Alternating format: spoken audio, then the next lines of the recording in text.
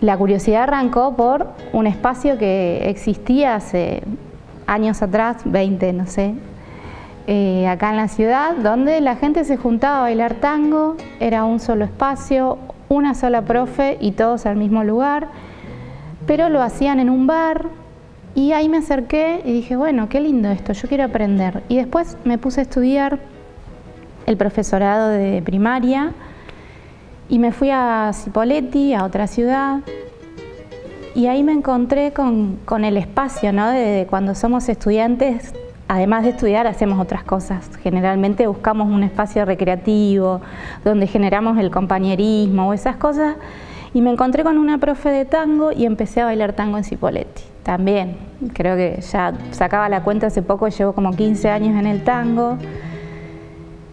Y después de eso, como que la etapa siguiente de elección consciente viene con algo que pasaba en la familia. Mis hermanos, el más chico, yo soy la mayor de la familia, el más chico, 6 años menor que yo, tenía la guitarra y siempre estaba tocando folclore. Y bueno, bailemos, pero yo no sé bailar folclore. Entonces, la necesidad de aprender me llevó, y la curiosidad ya siendo docente, que necesitamos como fundamentar un saber, fundamentar un contenido, nunca fue una opción pasar por una academia. Entonces dije, tengo la universidad acá, entonces tengo que aprovechar el espacio para formarme y aprender y llenar de un fundamento eso que para mí era una curiosidad. Así que me anoté en la universidad a estudiar el profesorado de folclore.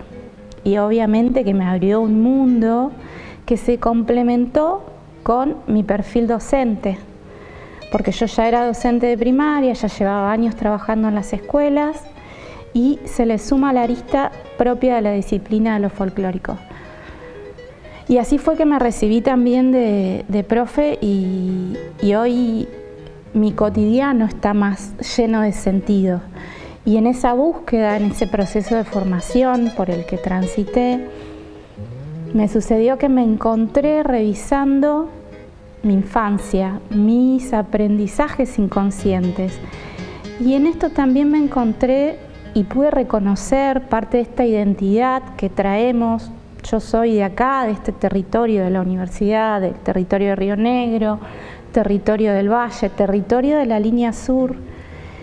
Y resulta que me llega información de que el apellido de la familia viene de la Banda, viene de Santiago del Estero, que hoy es una de la ciudad madre, súper importante para el ambiente del folclore, desde la danza y desde la música sobre todo.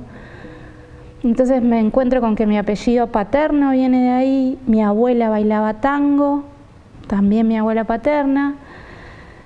Mi abuelo falleció cuando mi papá era muy chiquito, así que no hay como algo que tenga que ver con el uso y las costumbres que yo pude identificar en él como algo más, más referido o relacionado a lo folclórico. Sí, la abuela de papá llegó al lado de Chile también. Su familia era una familia mapuche que se asienta en el norte neuquino, en la zona de Chosmalal. Nosotros elegimos o nos enseñan, no es que lo elegimos, porque creo que las generaciones de hoy nos estamos revisando. Hay un origen que tiene que ver con una nación que no es la nación argentina. Hablamos de una nación mapuche que por esto, ¿no? Que el estigma social que en algún momento en la construcción de la identidad nacional se invisibiliza, se silencia. Acá en este territorio generalmente todos tenemos una influencia que tiene que ver con una cultura originaria que se negó, que se silenció. Entonces me encuentro con todo esto del lado de la familia paterna, que me atraviesa, que después puedo decir, bueno, estudié y mirá, entonces esto que yo me creo tan europea, me creo tan nacida en una ciudad y con un apellido que viene de España, porque el apellido viene de España, hay otra identidad que conforma y que justamente hay una mujer que es la que tiene que renegar de esa identidad o tiene que silenciar esa identidad para poder ser parte de una sociedad también, porque tiene que ver con esto, ¿no? La negación de ese aspecto de lo terruño, del lugar de donde nacen o nacimos. Y por el otro lado me encontré también, vuelvo a esto, ¿no? Como que uno, al tener el espacio y la posibilidad de formarse todo el tiempo, de leer teorías y de tratar de tener una mirada crítica, resulta que mi familia materna es una familia ganadera de la línea sur, entonces mis abuelos y mi mamá mi mamá se cría un poco entre el campo y el pueblo. Mi abuelo toda la época puestero, toda su vida fue puestero, y mi abuela, el rol que aprendió a construir fue justamente el de estar en el puesto, acompañando a mi abuelo, preparando la comida, criando a mi mamá, atendiéndolo a la hora que él llegaba de hacer las tareas rurales. Y bueno, el campo obviamente que hoy es parte de la herencia familiar. Somos 3 hermanos y somos los 3 los que volvemos todo el tiempo junto con mi papá, porque mamá ya no está más. Y desde que yo fui al campo la primera vez, que tenía quizás 12, 13 años, empiezo a incorporar algunas conductas que, vuelvo a esto, ¿no? Uno cuando pasa por la academia, cuando pasa por la ciencia, puede llenar como de categorías o de esta mirada científica de aquella costumbre que veníamos practicando. Entonces para nosotros es común el uso del caballo, hay un atuendo que corresponde más al hombre del espacio rural, que era el comportamiento de mi abuelo. Mi abuela, me acuerdo que tenía las polleras y sus trajes, siempre era como estar vestida. Era muy común en una época el uso de una pollera, no así mamá. Y bueno, hay una influencia como bastante importante con la que crecí, entonces hay muchas costumbres que tienen que ver con esto, con las señaladas, con las tareas que se hacen en el campo, con las danzas que circulan en los espacios rurales, ese modo de hacer y de ser que va adoptando cada mujer y cada hombre. Permanentemente estoy cuestionando esa realidad que veo, que me pregunto en el espacio de la enseñanza, que es quizás el que hoy me toca más atravesar, ¿qué es lo que estoy haciendo como docente? ¿Qué es lo que estoy transmitiendo? ¿Y qué es lo que va quedando en esos estudiantes o esos alumnos?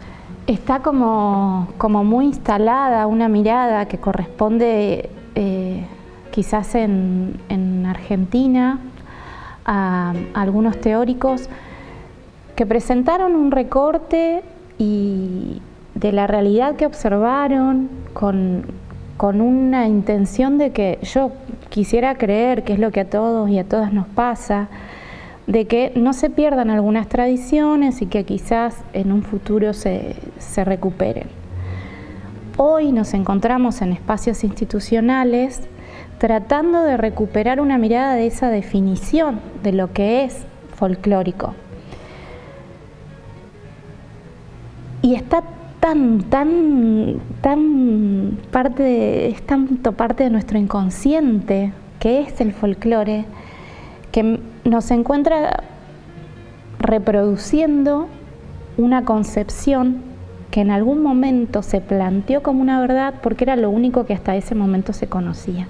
Este contenido que después es el que va a circular en espacios formales, en espacios universitarios. Y se presentan como verdades osificadas, como verdades que no tienen el espacio para la pregunta, como una verdad que está determinada desde 1950 hasta 2022 y como que no admitiera un espacio para la resignificación en el 2022. ¿Y qué es lo que pasa con esto? Hay fuertemente un ser hombre y un ser mujer, sobre todo en lo que tiene que ver con la interpretación de una danza. ¿Qué pasa con esto? Lo que nosotros podemos ver, o que a mí me sucede en general cuando estoy enseñando en espacios me toca acompañar las prácticas docentes, me toca estar a principio de año de las carreras del área de folclore, y además al final acompañando un proyecto de aplicación folclórica. Y me pasa que me encuentro con estudiantes de primero y de cuarto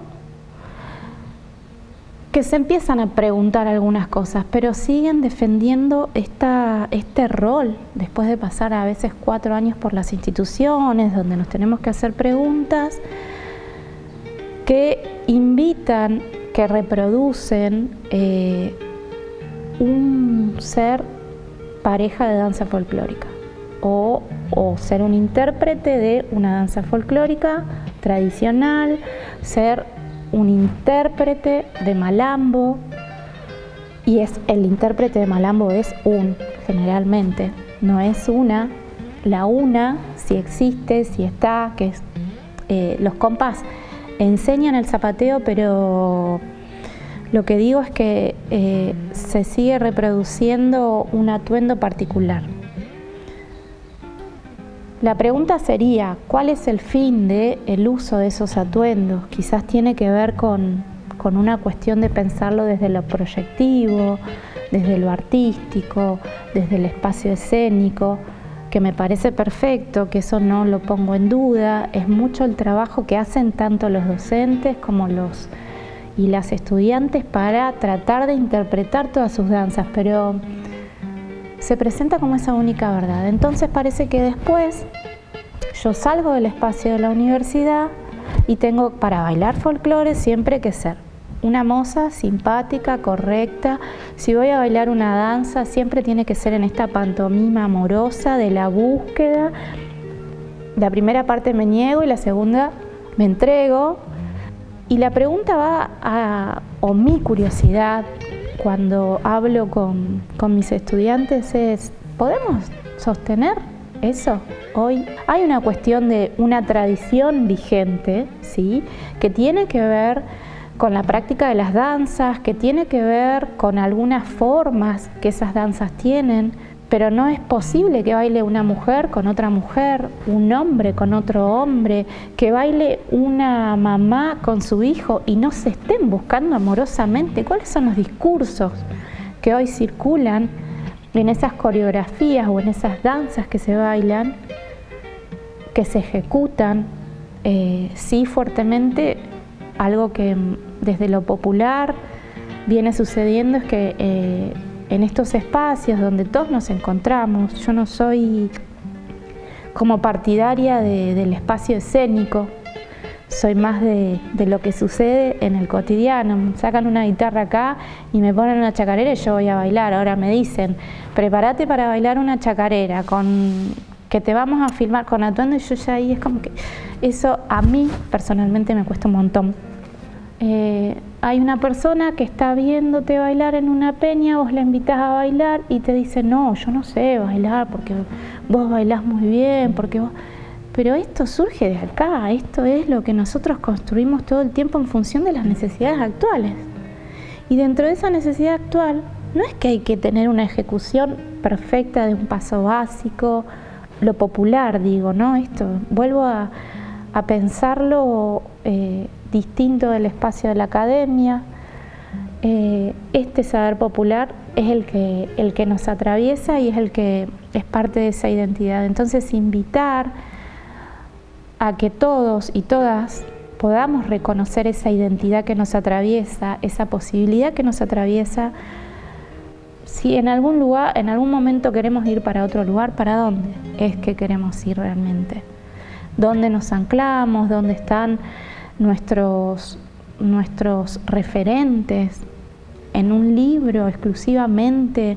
¿O a partir de un libro yo puedo entender, entonces para mí el folclore no es solamente eso que pasa de manera oral, que pasa por fuera de la escritura, que pasa en el ámbito rural, que pasa en una región en particular? No, entender desde ahí que el folclore, esa conducta que a mí me identifica, que tiene una tradición, que es la que la va a sostener, pero es vigente, es algo que hoy practico. Y me parece que es importante ofrecer como esa mirada en los espacios curriculares de la reflexión y de la pregunta, porque terminamos muchas veces reproduciendo un estereotipo de hombre, un estereotipo de mujer, una forma de vincularse de ese hombre y de esa mujer, un código.